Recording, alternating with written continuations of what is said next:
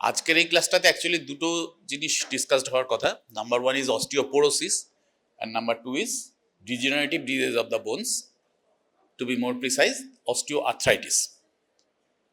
Both are in their own merits quite big topics, সেজন্য দুটো একদিন একসাথে করব না। আজকে শুধু অস্টিওপোরোসিস নিয়ে আমরা ডিসকাস করব, পরে ডিজেনারেটিভ ডিজিজগুলো করা যাবে। নাও osteoporosis is a very important topic, both from the professional point of view and your personal point of view, because everybody of us are going to get osteoporosis in our later life to some extent. So you have to know this a bit in detail. Now, what is osteoporosis? Osteo, we all know, bones. Por is chidro, gorto, holes. তার মানে কি বনে গর্ত হয়ে যায়? তা নয়, মাইক্রোপোরস মানে ছোট ছোট ছোট ছোট ফুটার মতো, মানে ওভারঅল বোন ডেন্সিটিটা কমে যায়, বোন টিস্যু ডেন্সিটিটা কমে যায়। It is reduced bone density which causes a micro architectural deterioration of bone tissue and leads to an increased risk of fracture. Bone টিস্যুর ডেন্সিটি যত কমে যাবে, বোনের স্ট্রেংথ তত কমে যাবে, কাজেই মাইনর ট্রমা থেকে বা even at sometimes without any trauma fracture হয়ে যাবার সম্ভাবনা থাকবে, which are called pathological fractures. দুটো কারণে হয়। এক নম্বর হচ্ছে due to increased risk of falling due to age. বয়স্ক মানুষের পড়ে যাওয়ার প্রবণতা অনেক বেশি থাকে।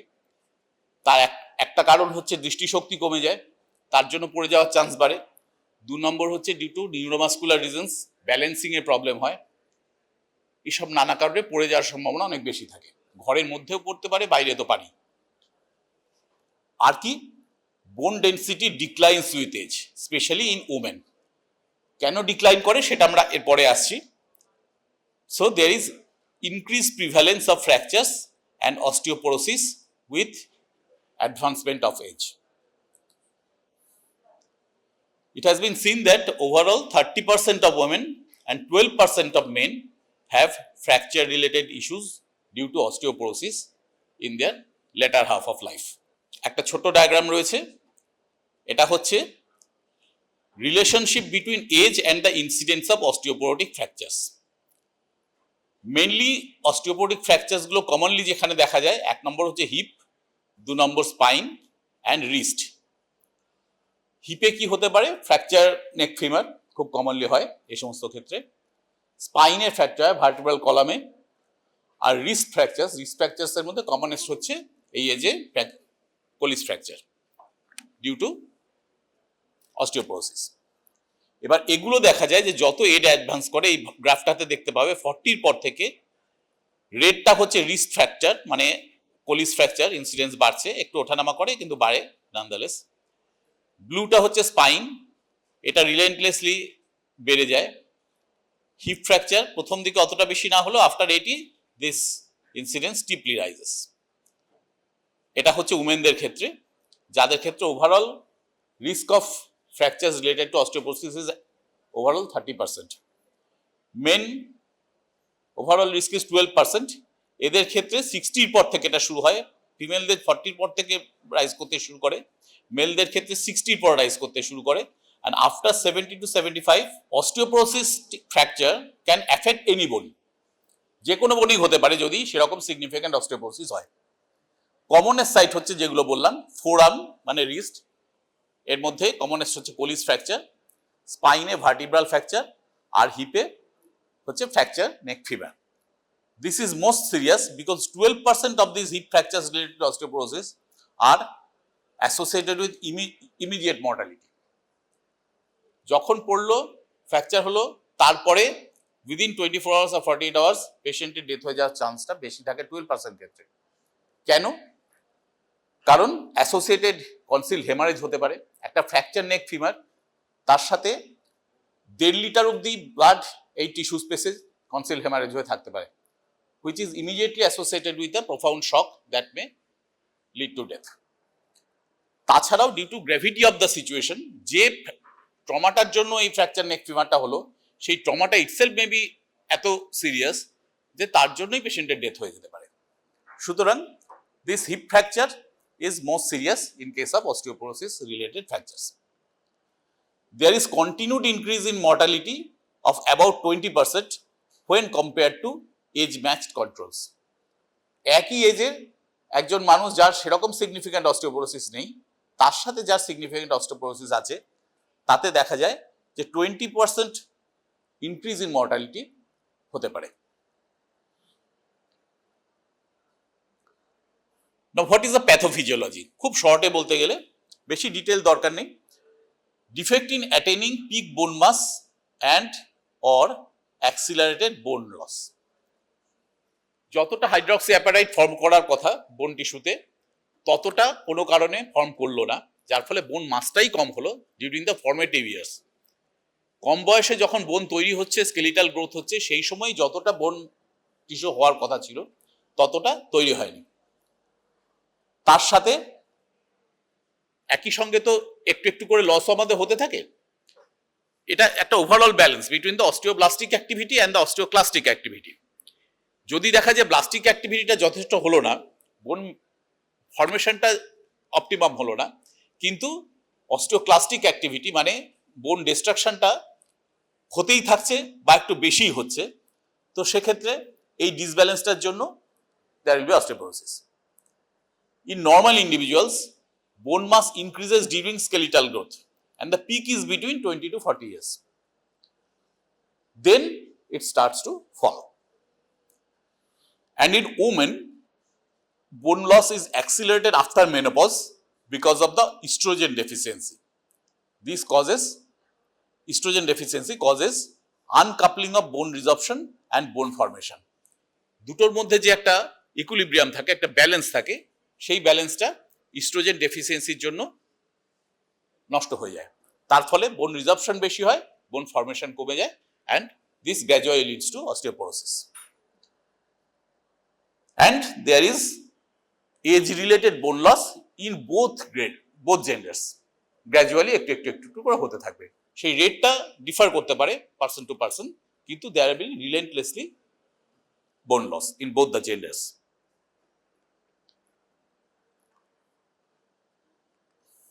এই গ্রাফটা দেখো, এটাতে changes in bone mass and microstructure with age. Bone mass বাড়তে থাকলো 20 ইয়ার্স অফ এজে অবধি, কারণ এখানে পিউবার্টাল গ্রোথ পার্ট হচ্ছে। মোটামুটি এই সময়টাতে আমরা স্কেলিটাল গ্রোথ যেটা, সেটা ম্যাক্সিমামটা রিচ করে যাই।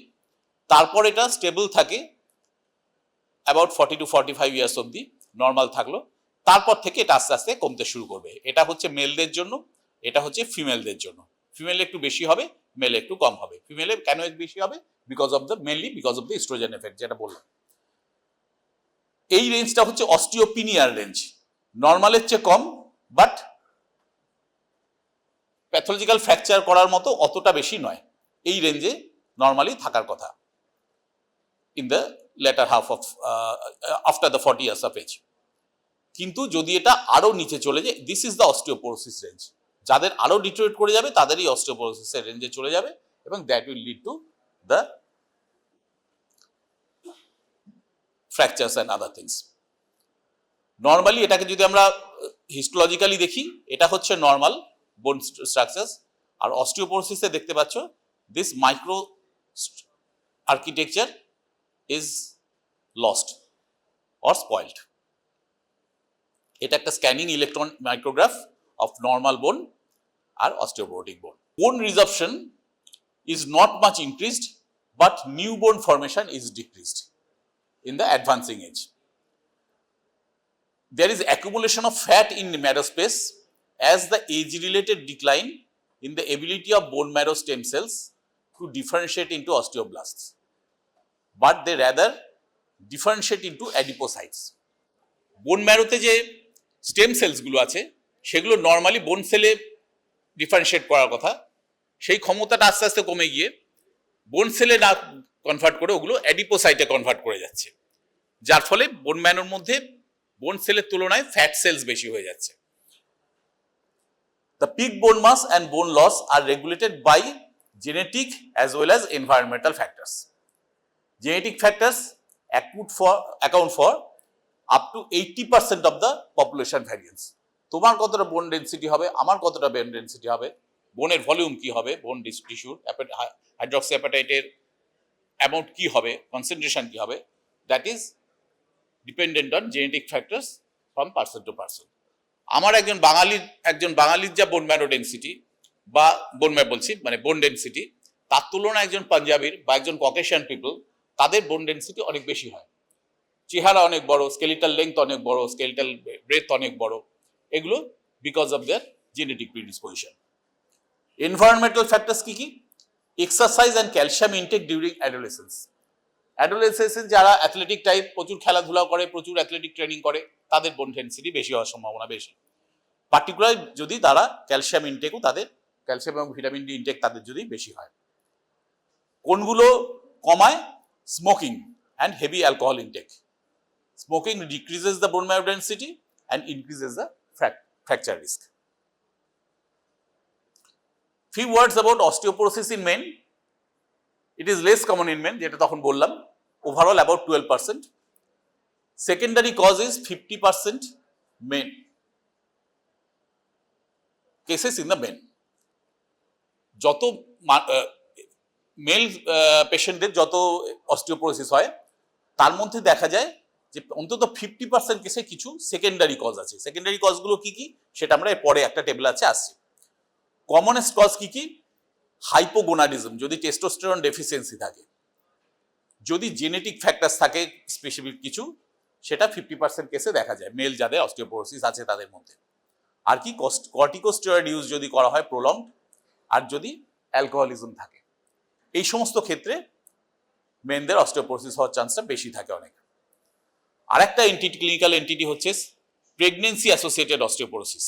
It's a rare condition, usually associated with back pain and presents with multiple vertebral fractures in second or third trimester.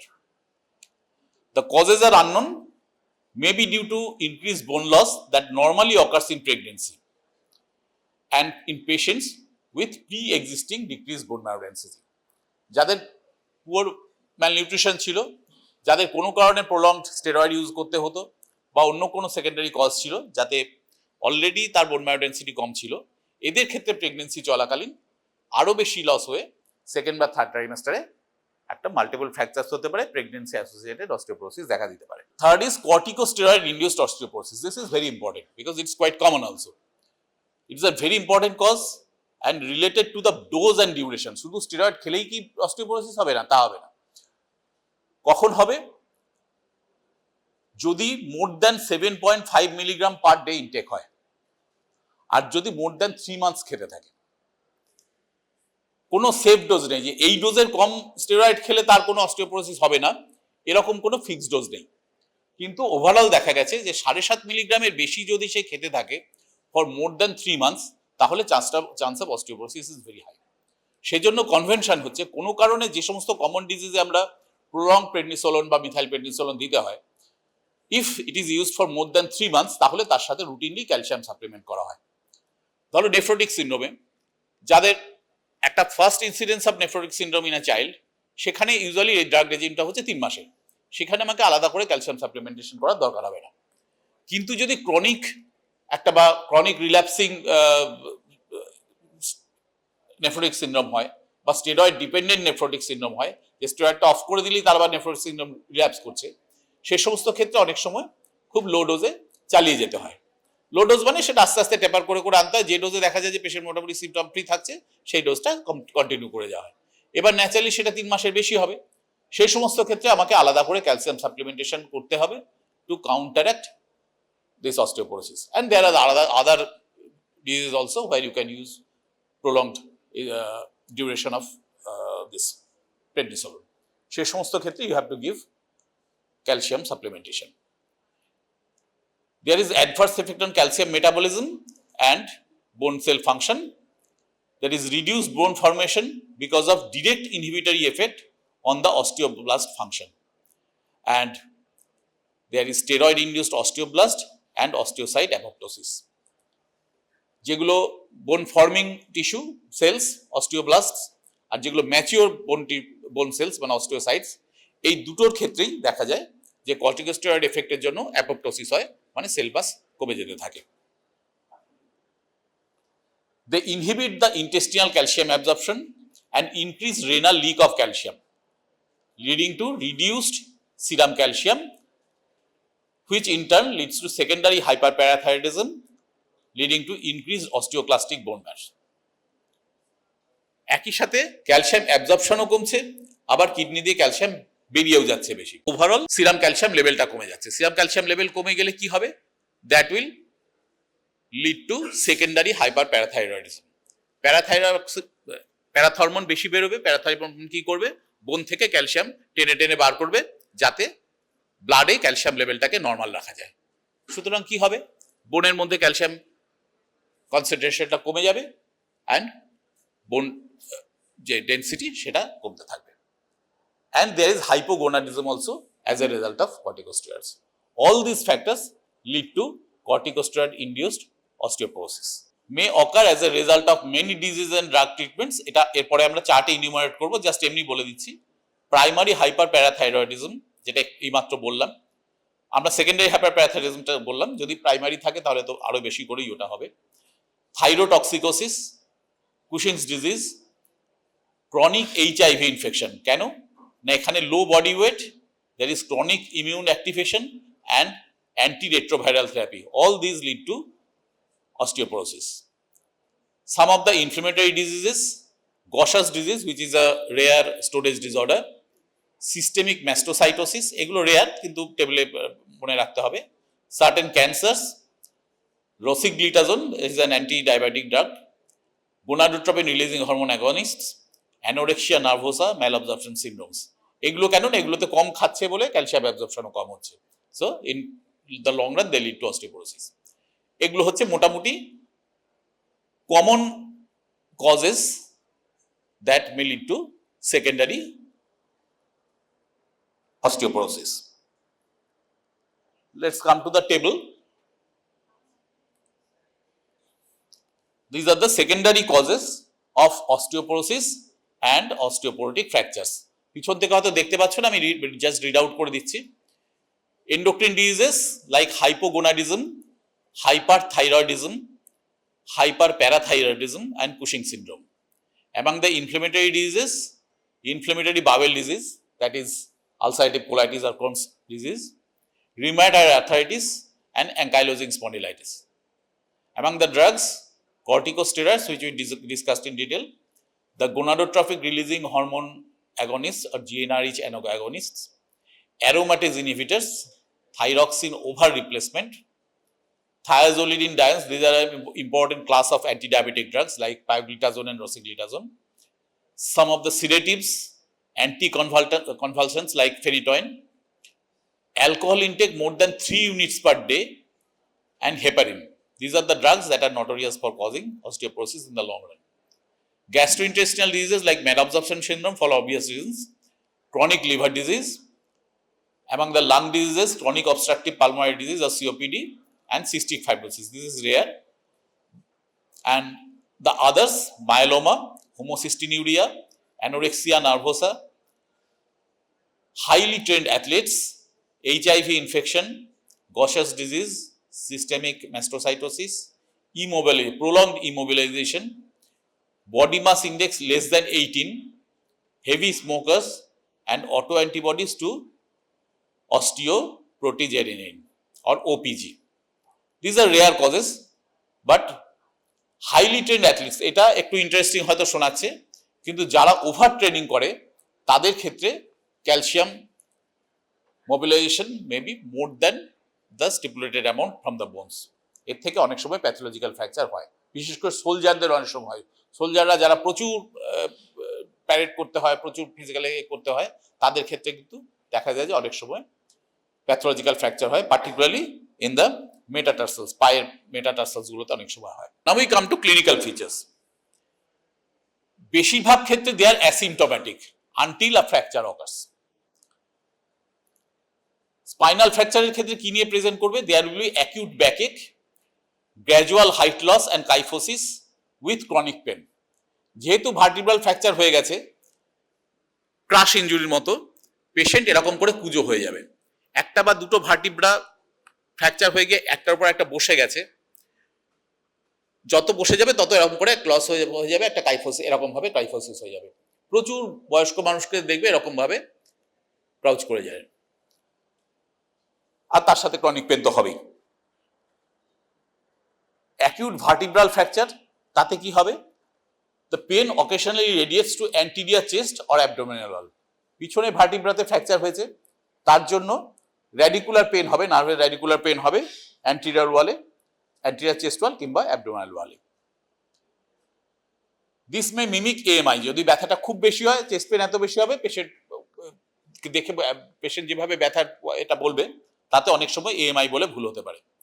ইন্ট্রাঅ্যাবডোমিনাল pathology বলেও ভুল হতে পারে যদি ব্যথাটা অ্যাবডোমিনাল ওয়ালে অ্যান্টিরিয়রলি যদি রেফার্ড হয়। The pain is worsened by movements and there is local tenderness. যে ভার্টিব্রার উপর যেখানে ফ্র্যাকচার হয়েছে সেখানে যদি করা হয়, প্যালপেট করা হয়, you can elicit significant tenderness.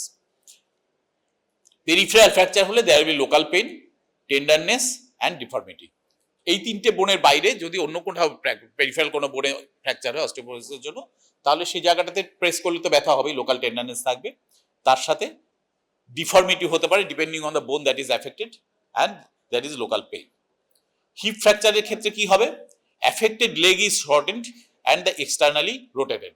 ধরা যাক এখানে আমার একটা ফ্র্যাকচার হয়েছে, ফ্র্যাকচার নেক ফিভার, তাহলে কি হবে?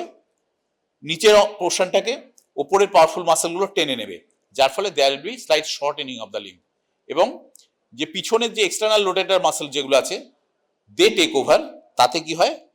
ফিমারটা এক্সটার্নালি রোটেটেড হয়ে যাবে এরকম করে। That's a typical position for fracture neck femur. Short এন্ডও হয়ে যাবে এবং এরকম এক্সটার্নালি রোটেট হয়ে যাবে যখন পেশেন্ট শুয়ে থাকছে। Many patients present with incidental osteopenia on X-ray. এটাই ম্যাক্সিমাম দেখা যায় যাদের ফ্র্যাকচার নেই। তুমি অন্য কোনো কারণে একটা এক্স-রে দিয়েছো, করতে দিয়েছো, এক্স-রেতে তুমি দেখতে পাচ্ছ পরিষ্কার যে বোন ডেন্সিটি অনেক কম। নর্মালি যে যতটা সাদা আমি দেখতে পাই তার চাইতে অনেক বেশি কালো হয়ে গেছে, এবং সেটা বিভিন্ন পোর্শনে এফেক্টেড হয়েছে, বিশেষ করে চেস্টে খুব দেখা যায়। একটা 80 বছর 85 বছরের মানুষের যদি তুমি একটা চেস্ট এক্স-রে দেখো, পরিষ্কার দেখতে পাবে বেশিরভাগ ক্ষেত্রে যে রিবস গুলো অনেক ফাঁকা হয়ে গেছে, কালো কালো কালো হয়ে গেছে, যতটা সাদা দেখা যায় ততটা দেখা যাচ্ছে না। So this is discovered incidentally on X-ray taken for another purpose. Investigations কি কি? The pivotal investigation is DEXA, DEXA. DEXA is dual energy X-ray absorptiometry. Dual energy X-ray absorptiometry. This DEXA scan is very important nowadays. It is usually done at lumbar spine or hip, and it provides an image of the region studied, and there is a measurement of the bone marrow density, that is grams of hydroxyapatite per square centimeter. এটা হচ্ছে DEXA scan. DEXA scan দিয়ে আমরা কি দেখি? দুটো score দেখা হয়, T score আর জেড স্কোর। টি স্কোরটা কি? How many standard deviations the patient's bone marrow density differs from a young healthy control. একজন ইয়াং হেলদি পার্সন, তার যে বোন ম্যারো ডেন্সিটি তার সাথে পেশেন্টের যে বোন ম্যারো ডেন্সিটি, এটা কত স্ট্যান্ডার্ড ডেভিয়েশন ভ্যারি করছে, দিস ইজ টি স্কোর। ধরো তোমার বয়স 23 বছর, তুমি একটা হেলদি কন্ট্রোল, তোমার ভালো ফিজিক, আমার বয়স 58 বছর, আমার একটা বোন ম্যারো ডেন্সিটি, আমারটা তোমার থেকে কত স্ট্যান্ডার্ড ডেভিয়েশন ডিফার করছে, that is my T score. আর জেড স্কোরটা কি? How many standard deviation the patient's bone marrow density deviates from age matched control. আমার বোন ম্যারো ডেন্সিটির সাথে আমার বয়সী আরেকজন পার্সন যিনি রিজনেবলি হেলদি, তার বোন ম্যারো ডেন্সিটিটা কত স্ট্যান্ডার্ড ডেভিয়েশন ডিফারেন্সিয়েট করছে, that is my Z score. ঠিক আছে? এইবার টি স্কোর যদি -1 to -2.5 হয়, তাহলে সেটা হচ্ছে অস্টিওপিনিয়া, যেটা আমরা প্রথম দিকে ওই ছবিটায় দেখেছিলাম যে অস্টিওপিনিয়ার রেঞ্জে নেমে যাচ্ছে। -1 to -2.5 এ হচ্ছে অস্টিওপিনিয়া। এটা যদি -2.5 এর চেয়ে কম হয়, তাহলে that comes in the range of osteoporosis. Very simple. যেটা normal control of a young healthy adult, তার যা বোন ম্যারো ডেন্সিটি, তার থেকে যদি আমার 1 স্ট্যান্ডার্ড ডেভিয়েশন বা 2 থেকে 2.5 স্ট্যান্ডার্ড ডেভিয়েশন অবধি কম হয়, এই রেঞ্জের মধ্যে থাকলে এটা অস্টিওপিনিয়া। আর যদি 2.5 স্ট্যান্ডার্ড ডেভিয়েশনের চাইতেও কমে গিয়ে থাকে বোন ম্যারো ডেনসিটিটা আমার, তাহলে I will come in the range of osteoporosis. DEXA scan নিয়ে মাঝে মাঝে শর্ট নোট লিখতে বলা হয়, ঠিক আছে? এটা মনে রাখতে হবে, হোয়াট ইজ ডেক্সা স্ক্যান, কিভাবে মেজার করা হয়, কোথায় মেজার করা হয়, what is T score, what is Z score, কোনটার কি সিগনিফিকেন্স। এবং এরপর আরেকটা টেবিল আছে দেখাচ্ছি, সেটা হচ্ছে কখন আমি ডেক্সা স্ক্যান করবো, কোন কোন পেশেন্টের উপর আমি ডেক্সা স্ক্যান করবো। তুমি যদি এই কটা পয়েন্ট গুছিয়ে লিখে দিতে পারো তোমার একটা 5 নম্বর শর্ট নোটে, তো আরামসে 4.5 পেজ। ইন্ডিকেশনস ফর বোন ডেনসিওমেট্রি, কখন কখন করতে বলবো আমি। প্রথম কথা, এটা বেশ কস্টলি টেস্ট একটা, এবং সব জায়গায় অ্যাভেলেবেলও নয়। I don't think it's available in Bolpur. আমাদের কলেজে শুরু হয়েছে কিনা আমি জানি না, মোস্ট প্রবলি এখনো শুরু হয়নি। বর্ধমানেও 2-1টা জায়গায় মাত্র হয়, কলকাতাতে অনেক জায়গা হয়, ঠিক আছে? ইটস নট ওয়াইডলি অ্যাভেলেবল এবং কস্টলি। কাজে সবাইকে ধরে ধরে তো আমি একটা টিএসএইচ টেস্ট করার মতো একটা বোন ডেনসিওমেট্রি করাতে পারবো না। কাকে কাকে করাবো? Low trauma fracture in age more than 50 years, সামান্য একটু ঠোকা লেগেছে, লেগে একটা প্যাথোলজিক্যাল ফ্র্যাকচার হয়ে গেছে একজন, বয়সটা 50-এর বেশি, তাকে আমি একটা ডেক্সা স্ক্যান অবশ্যই করাবো to look for osteoporosis. Clinical features of osteoporosis is there. যদি হাইট লস হয়ে থাকে, that may be a reflection of pathological fracture in the vertebra. যদি কাইফোসিস থাকে, সাডেন অনসেট হাইট লস এবং কাইফোসিস যদি থাকে, তাহলে ভার্টিব্রাল ফ্র্যাকচার হওয়ার চান্সটা খুব বেশি। তো সেক্ষেত্রে আমি ডেক্সা স্ক্যান করাবো। অস্টিওপিনিয়া অন প্লেন এক্সরে, যেটা তখন বলছি, এটা অন্য কোনো কারণে প্লেন এক্সরে করেছি কোনো জায়গায়, আমি দেখতে পাচ্ছি পেশেন্টের অস্টিওপিনিয়া রয়েছে, আমার চোখে দেখে মনে হচ্ছে, তো সেখানে আমি করাবো। কর্টিকোস্টেরয়েড থেরাপি, যখন যেরকম বললাম, যদি মোর দ্যান 7.5 মিলিগ্রাম প্রেডনিসোলন দেওয়া হয় daily for more than 3 months, এই ক্ষেত্রে আমাকে স্ক্রিনিং করে দেখতে হবে যে এর অস্টিওপোরোসিস ডেভেলপ করছে কিনা। Family history of heap fracture, আমার বাবা মারও হিপ ফ্র্যাকচার হয়েছিল, ওনার বেড রিডেন হয়ে গেছিলেন, তারপর 3-4 মাস বাদে মারা গেছিলেন। এই হিস্ট্রি যদি পেশেন্ট দেয়, এই ফ্যামিলি হিস্ট্রি যদি থাকে, তাহলে most probably there may be a history of osteoporosis in that patient. সুতরাং সেক্ষেত্রে আমাকেও করে দেখতে হবে যে আমারও সেটা আছে কিনা, because genetic factors are very important in case of osteoporosis. আর কি, low body weight, body mass index যদি লেস দ্যান 18 হয়, তার মানে ম্যালনিউট্রিশন থাকার হাই প্রবাবিলিটি, এক্ষেত্রে osteoporosis may be highly associated. Early menopause যদি হয়, 45 ইয়ার্সের নিচে মেনোপজ হয়ে গেছে, সুতরাং কর্টিকোস্টেরয়েড রিলেটেড যে ইস্যুসগুলো সেগুলো আসতে শুরু করে দিয়েছে, তাকে আমার দেখতে হবে ডেক্সা স্ক্যান করে। Diseases associated with osteoporosis, secondary কজের যে কারণগুলো দেখালাম, সেই কজগুলো যদি কোনোটা থাকে সিগনিফিক্যান্টলি, তাহলে সেক্ষেত্রে অস্টিওপোরোসিস হওয়ার চান্স থাকবে, সেক্ষেত্রে আমাকে ডেক্সা স্ক্যান করে দেখে নিতে হতে পারে। Increase fracture risk on risk factor analysis, একটা ফ্র্যাক্স আর কিউ ফ্র্যাকচার স্কেল আছে, তাতে যদি আমরা রিস্ক ফ্যাক্টর অ্যানালিসিস করে দেখি যে এর ফ্র্যাকচার রিস্ক অনেক বেশি, তাহলে সেক্ষেত্রেও আমার অস্টিওপোরোসিস দেখা দরকার by means of DEXA scan. Assessing response of osteoporosis to treatment, যে পেশেন্টের ট্রিটমেন্ট চলছে সেই ট্রিটমেন্টের এফেক্ট কতটা কি হচ্ছে সেটা মনিটরিং এর জন্য আমার ডেক্সা স্ক্যান করতে হতে পারে, সেই ব্যাপারটা আমি পরে আসছি। So these are the specific indications for a বোন ডেনসিটোমি। যখন আমি পেশেন্টকে দেখছি, হিস্ট্রি নিচ্ছি, তখন আমাকে এই প্রিডিসপোজিং কজগুলো একটু স্পেসিফিক্যালি জিজ্ঞেস করে নিতে হবে। কি কোনগুলো? আমরা যে কজগুলো এতক্ষণ দেখলাম সেই কজগুলো যদি মাথায় রাখি, তার থেকেই এই কোশ্চেনগুলো এসে যাচ্ছে। আর্লি মেনোপজ হয়েছে কিনা, এক্সেসিভ অ্যালকোহল ইনটেক হয় কিনা, স্মোকিং করে কিনা, কর্টিকোস্টেরয়েড থেরাপি চলে কিনা, সাইন্স অফ এন্ডোক্রাইন ডিজিজ কিছু রয়েছে কিনা, whether there is any neoplasia in any part of the body, inflammatory disease কিছু আছে কিনা, কোনগুলো আমরা বলেছিলাম, rheumatoid arthritis, ankylosing spondylitis etcetera, inflammatory bowel disease যদি থাকে, হিস্ট্রি অফ ফলস কিছু রয়েছে কিনা, রেনাল, লিভার আর থাইরয়েড ফাংশন কেমন আছে, screening for celiac disease through TTG antibodies, serum 25 hydroxy D3 vitamin, parathyroid hormone, levels of sex hormones and gonadotropin, সেটা দেখে নিতে হবে আমাদের। And in very selected cases transiliac bone biopsy, এই iliac টেস্টের এখান থেকে করা হয়, বোন চিপ তুলে নিয়ে তার থেকে বায়োপসি করা হয়, তার থেকে আমরা বোনের মাইক্রো আর্কিটেকচারটা কি অবস্থায় রয়েছে সেটা বুঝতে পারবো। And in early onset osteoporosis of unknown case, কোনো স্পেসিফিক কাজ খুঁজে পাওয়া যাচ্ছে না, কিন্তু অস্টিওপোরোসিস রয়েছে এবং পেশেন্টের বয়সটা অনেক কম, একটা 40-45 বছর বয়সী লোকে অস্টিওপোরোসিস ডেভেলপ করছে, তার কোনো স্পেসিফিক সেকেন্ডারি কজ খুঁজে পাওয়া যাচ্ছে না। এই সমস্ত ক্ষেত্রে আমাদের ট্রান্সইলিয়াক বোন বায়োপসি করে দেখে নেওয়ার দরকার হতে পারে। Now we come straight away to the management. Number one is lifestyle advice and falls prevention. Falls prevention, পড়ে যাতে না যায়, ট্রমা যাতে না হয়, সেটা সবার আগে এনশিওর করতে হবে। তার জন্য কি কি করব এটা নিয়ে পরে আমাদের একটা লেকচার আছে, সেটা আরো ডিটেলে আলোচনা হবে। ফলস প্রিভেনশনে মেইনলি যেটা করা হয় যে বাড়ির মধ্যে যারা কেয়ার গিভার সেরকম ভাবে নেই, বাড়িতে হয়তো বয়স্ক মানুষ একা থাকেন বা হাজব্যান্ড ওয়াইফ থাকেন, দুজনেই ইনডিসপোজ, খুব ভালো মতো করতে পারছেন না, একজন একজনকে দেখতে পাচ্ছেন না, এই সমস্ত ক্ষেত্রে যে সমস্ত জায়গায় পড়ে যাওয়ার সম্ভাবনা আছে সেইগুলোকে, কজগুলোকে প্রিভেন্ট করা।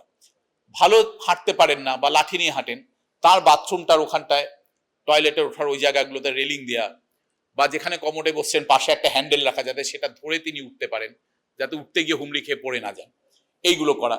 বা বাড়ি থেকে বেরোনোর জায়গায় পর্সের ওখানে একটা দরকার হলে একটা র্যাম্পের মতো রাখা, বা যদি কোনো ঘরে গিয়ে কোনো জায়গাতে দেখা যায় যে সেখান থেকে ঠিক মতো বেরোবার জায়গা নেই, বা একটা অ্যাকিউট অ্যাঙ্গেল রয়েছে যেখান দিয়ে নামতে গিয়ে পেশেন্ট মাথা ঘুরে যেতে পারে, পড়ে যেতে পারে, সেই জিনিসগুলোকে মডিফাই করা। এটা ইউকেতে যে ন্যাশনাল হেলথ সার্ভিস আছে তাদের বাড়িতে ইন্সপেক্টর থাকেন, সেই ইন্সপেক্টর বাড়িতে এসে, এল্ডারলিদের বাড়িতে এসে দেখেন, তারা এসে দেখে ইন্সপেক্ট করেন যে কোথায় কোথায় এ ধরনের রিস্ক হতে পারে, ফল রিস্ক হতে পারে, এবং they suggest measures to correct that.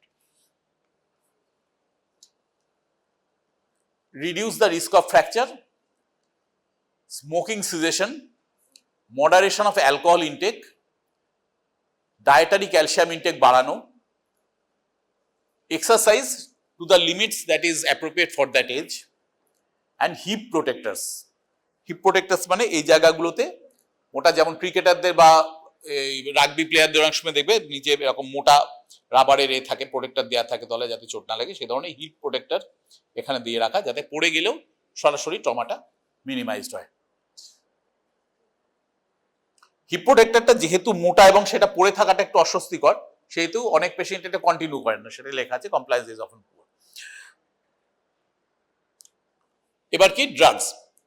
ড্রাগসের they reduce the risk of osteoporotic fracture in random controlled trials, and the drugs treatment is considered in patients with bone marrow density where the T-score is less than 2.5, মানে যারা অস্টিওপোরোসিসের রেঞ্জে চলে এসেছেন, or below -1.5 in corticosteroid induced osteoporosis. যদি অস্টিওপোরোসিসটা corticosteroid, prolonged use of corticosteroids এর জন্য হয়, তাহলে 1.5 এর নিচে এলেই ড্রাগ ট্রিটমেন্ট শুরু করে দেওয়া হয়। অন্যান্য ক্ষেত্রে সেটা less than 2.5 হলে তখন শুরু করা হয়। What are the drugs? The important class of drug is biphosphonates. Biphosphonates অনেকগুলো আছে, এরপরে একটা টেবিল আছে দেখাচ্ছি। এর মধ্যে কমনলি যেটা দেয়া হয় alendronate, it is used most frequently. It reduces the risk of fracture in vertebral bones by 40% and non-vertebral bones by 25% in postmenopausal women. Vertebral কলমে 40% রিস্ক কমাবে, নন ভার্টিব্রাল বোনে 25% রিস্ক কমাবে of pathological fracture in case of postmenopausal females. Other effective drug treatments are strontium granulate, risedronate, parathyroid hormone, zoledronate and densium-1. Just ড্রাগের নামগুলো জেনে রাখাই যথেষ্ট, এর ডোজ ফোজ মনে রাখার দরকার নেই। ডিউরেশন অফ ট্রিটমেন্ট কত? Generally life long. Exceptions teriparatide and 184 parathyroid hormone, এই দুটো ড্রাগ সাধারণত 24 মান্থস মানে 2 বছর ইউজ করলেই হয়ে যায়, টেরিপ্যারাটাইড আর 184 প্যারাথাইরয়েড হরমোন। বাকি সমস্ত ড্রাগগুলো ইউজুয়ালি লাইফ লং ইউজ করে যেতে হয়। The response is assessed by repeating bone marrow density measurements after 2 to 3 years. যেটা তখন বলছিলাম যে ডেক্সা স্ক্যানের লাস্ট যে ইন্ডিকেশনটা বলেছিলাম যে ট্রিটমেন্ট রেসপন্স বোঝার জন্য, সেটা হচ্ছে এই ক্ষেত্রে ট্রিটমেন্ট চলার 2 থেকে 3 বছর বাদে একটা ডেক্সা স্ক্যান করে আমরা দেখব যে কতটা কি ইমপ্রুভমেন্ট হলো। Spine bone marrow density is best for monitoring. এই ড্রাগ ট্রিটমেন্ট মনিটরিং এর জন্য আমরা যে ডেক্সা স্ক্যান করব, that is usually done on the spines. NTX or N-telopeptide, it is the best marker for bone resorption. It responds more quickly than bone marrow density, hence can be used to assess adherence. ট্রিটমেন্টে কতটা adhere করছে patient, treatment effective হচ্ছে কিনা সেটা বোঝার জন্য এনটেলোপেপটাইডটা হচ্ছে better বোন marker, কিন্তু কস্টলি বেশি এবং লেস অ্যাভেলেবল। সে তুলনায় বোন অ্যাবজর্পশনমেট্রি মানে ডেক্সা স্ক্যানটা রিলেটিভলি মোর অ্যাভেলেবল, ওটা সহজে করা যায়, তুলনামূলকভাবে সহজে করা যায়। This is an algorithm for the investigation of patients with suspected osteoporosis. কি? Clinical risk factors and fracture risk assessment, এটা আমরা প্রথমে করে নেব। যদি দেখি লো রিস্ক তাহলে পেশেন্টকে জাস্ট রিঅ্যাসিওর করবো আর লাইফস্টাইল মডিফিকেশনটা বুঝিয়ে দেবো। যদি দেখি যে রিস্কটা মডারেট বা হাই তাহলে will measure bone marrow density by DEXA scan at spine and hip. যদি 50 ইয়ার্সের ওপরে একটা ফ্রিজিলিটি ফ্র্যাকচার নিয়ে প্রেজেন্ট করে অলরেডি, তাহলেও আমরা সরাসরি bone marrow density through DEXA scan করবো। করে কি করব? যদি টি স্কোর নর্মাল থাকে, that is more than 1 standard deviation থাকে, তাহলে রিঅ্যাসিওর করব, লাইফস্টাইল মডিফিকেশন দেখিয়ে দেবো।